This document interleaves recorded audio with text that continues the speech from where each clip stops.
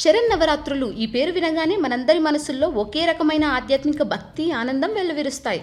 ఇది కేవలం ఒక పండుగ కాదు, 9 రోజుల పాటు సాగే ఒక గొప్ప ఆధ్యాత్మిక ప్రయాణం. చెడుపై మంచి సాధించిన విజయానికి ప్రతీకగా దుష్ట శిక్షణ చేసి శిష్ట రక్షణ చేసిన జగన్ జన్మనిని మనం ఆరాధించే పవిత్రమైన సమయం ఇది. ఈ 9 రోజులు దేశమంతా, ముఖ్యంగా మన తెలుగు రాష్ట్రాల్లో ప్రతి ఇల్లు, ప్రతి వాడ ఒక కొత్త శోభను సంతరించుకుంటుంది. అమ్మవారిని ప్రతిరోజు ఒక్కో రూపంలో అలంకరించి మనసారా పూజించి ఆమె కరుణా కటాక్షాల కోసం ప్రార్థిస్తాము. ఈ నవరాత్రుల్లో ప్రతిరోజుకు ఒక ప్రత్యేకత ఉంటుంది.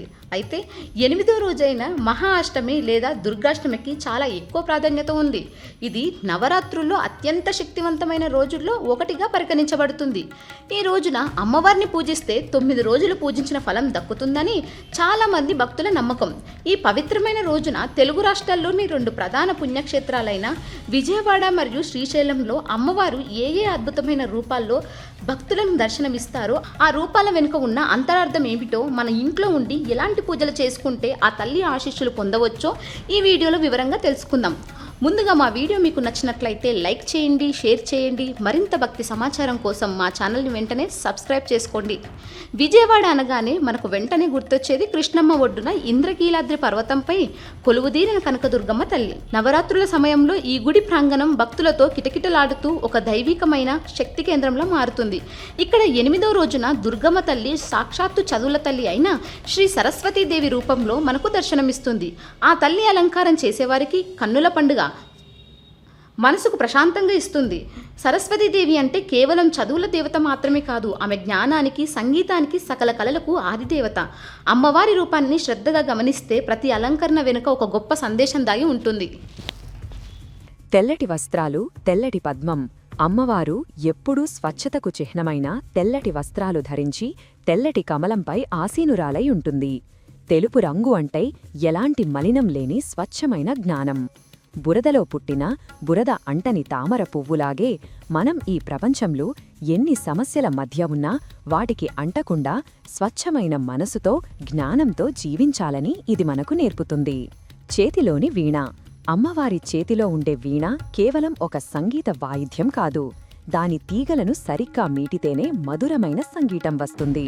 అలాగే మన జీవితంలో కూడా క్రమశిక్షణ, ఏకాగ్రత, పట్టుదల అనే తీగలను సరిగ్గా ఉపయోగిస్తేనే మన జీవితం ఒక సంగీతంలా శ్రావ్యంగా సాగుతుంది. వీణనాదం ఈ సృష్టి యొక్క లయను సూచిస్తుంది. వేద గ్రంథాలు. ఒక చేతిలో అమ్మవారు పవిత్రమైన వేద గ్రంథాలను పట్టుకుని ఉంటుంది. ఇది ప్రపంచంలోని సకల విజ్ఞానానికి, విద్యకు సంకేతం. నిజమైన జ్ఞానం మన అజ్ఞానమనే చీకటిని తొలగించి వెలుగు వైపు నడిపిస్తుందని ఇది తెలియజేస్తుంది. జపమాల. మరో చేతిలోని జపమాల ధ్యానానికి, ఆధ్యాత్మిక సాధనకు చిహ్నం. నిరంతరం భగవంతుని నామాన్ని స్మరించడం ద్వారా మనసును అదుపులో ఉంచుకోవచ్చని ఇది మనకు గుర్తుచేస్తుంది. హంస వాహనం. అమ్మవారి వాహనం హంస. హంసకు ఒక ప్రత్యేకమైన గుణముంది. దానికి పాలను, నీళ్లను కలిపి ఇస్తే అది నీళ్లను వదిలేసి పాలను మాత్రమే తాగుతుంది. దీన్నే నీరక్షీర వివేకం అంటారు. అలాగే ఈ ప్రపంచంలో మంచి, చెడు రెండూ ఉంటాయి. మనం కూడా హంసలాగా చెడును వదిలేసి మంచిని మాత్రమే స్వీకరించాలని అమ్మవారు ఈ రూపంలో మనకు సందేశమిస్తున్నారు. ఇప్పుడు అమ్మవారికి చెయ్యాల్సిన పూజ విధానం మరియు నైవేద్యం గురించి వివరంగా తెలుసుకుందాం. ఈ రోజున సరస్వతీదేవి అనుగ్రహం పొందాలంటే ప్రత్యేకించి విద్యార్థులు, కళాకారులు, ఉద్యోగులు ఉదయాన్నే స్నానం చేసి దీపం వెలిగించాలి. ఆ తర్వాత విజయవాడ అమ్మవారి రూపాన్ని మనసులో తలుచుకుని సరస్వతి శాస్త్రమయి, గుహాంబ, గుహ్యరూపిణి అనే చిన్న మంత్రాన్ని 21 సార్లు చదువుకోవాలి. ఈ మంత్రానికి అర్థం, ఓ సరస్వతీదేవి, నీవు సకల శాస్త్రాల రూపానివి, మన హృదయంలో దాగి ఉన్న తల్లివి. నీ రూపాన్ని తెలుసుకోవడం చాలా కష్టం, అటువంటి తల్లివి నువ్వు అని. ఇలా చెయ్యడం వలన మనసు నిలకడగా ఉంటుంది, చదివింది బాగా గుర్తుంటుంది. అమ్మవారికి నైవేద్యంగా అటుకులు, బెల్లం పాయసం లేదా దత్తోజనం సమర్పించడం చాలా శ్రేష్టం. ఇది చాలా తేలికైన, సాత్వికమైన ఆహారం.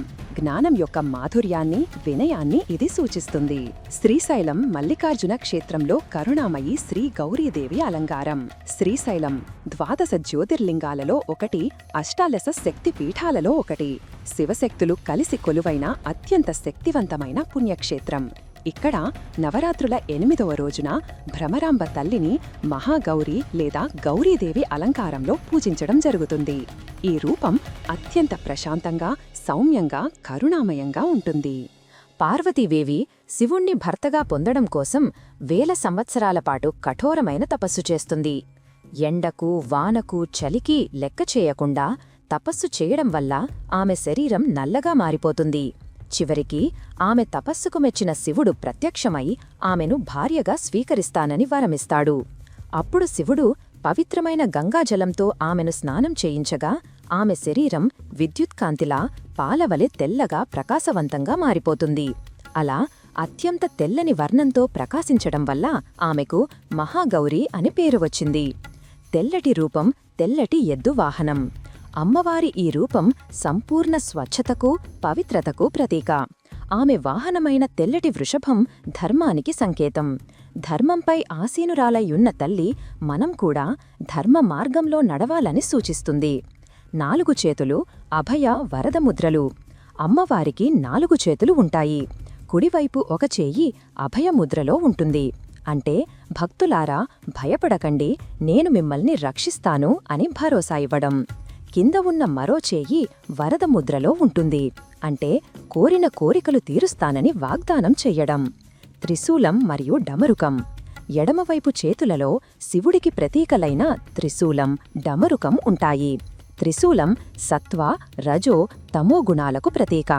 డమరుకం నుండి వెలువడే శబ్దం సృష్టికి మూలమైన ఓంకారనాదం. ఇవి ఆమె శివుణ్ణుండి వేరుకాదు, శివశక్తి స్వరూపిణి అని తెలియజేస్తాయి. ఇప్పుడు అమ్మవారికి చెయ్యాల్సిన పూజ విధానం మరియు నైవేద్యం గురించి వివరంగా తెలుసుకుందాం. పెళ్లి కావాల్సిన అమ్మాయిలు, అబ్బాయిలు, అలాగే పెళ్లై అన్యోన్యంగా ఉండాలనుకునే దంపతులు మహాగౌరిని పూజించడం వలన విశేష ఫలితాలు పొందుతారు.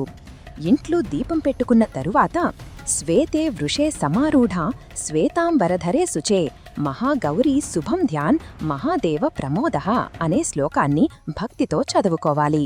దీని అర్థం, తెల్లటి ఎద్దుపై కూర్చున్న, తెల్లటి వస్త్రాలు ధరించున పవిత్రురాలైన ఓ మహాగౌరీ, మాకు శుభాలను కలిగించు. నీవు మహాదేవునికి ఆనందాన్ని ఇచ్చేదానివి అని.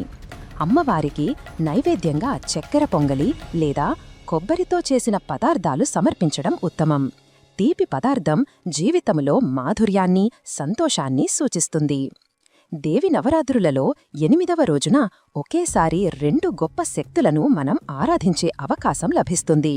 విజయవాడలో సరస్వతీదేవి రూపంలో జ్ఞానశక్తిని, శ్రీశైలంలో గౌరీదేవి రూపంలో దాంపత్య సుఖాన్ని, మానసిక ప్రశాంతతను ఇచ్చే శక్తిని మనం పొందుతాము. ఈ రోజున పైన చెప్పిన విధంగా మీకు వీలైనంతలో భక్తితో అమ్మవారిని పూజించండి. ఆడంబరాల కన్నా ఆర్తితో చేసే పూజకే అమ్మవారు కరిగిపోతారు. ఆ జగమ్మాత ఆశీస్సులు మనందరిపై ఎల్లప్పుడూ ఉండి మనకు మంచి జ్ఞానాన్ని, సుఖ సంతోషాలను, ఆయురారోగ్యాలను ప్రసాదించాలని మనసారా కోరుకుందాం. ఈ వీడియో మీకు నచ్చినట్లయితే లైక్ చెయ్యండి, షేర్ చెయ్యండి. ఇలాంటి మరిన్ని వీడియోల కోసం ఛానల్ సబ్స్క్రైబ్ చేసుకోండి. అలాగే బెల్ ఐకాన్ నొక్కండి. దీని ద్వారా మేము చేసే ప్రతి వీడియో నోటిఫికేషన్ రూపంలో మీ వద్దకు చేరుతుంది. సర్వే జన సుఖినో భవంతు.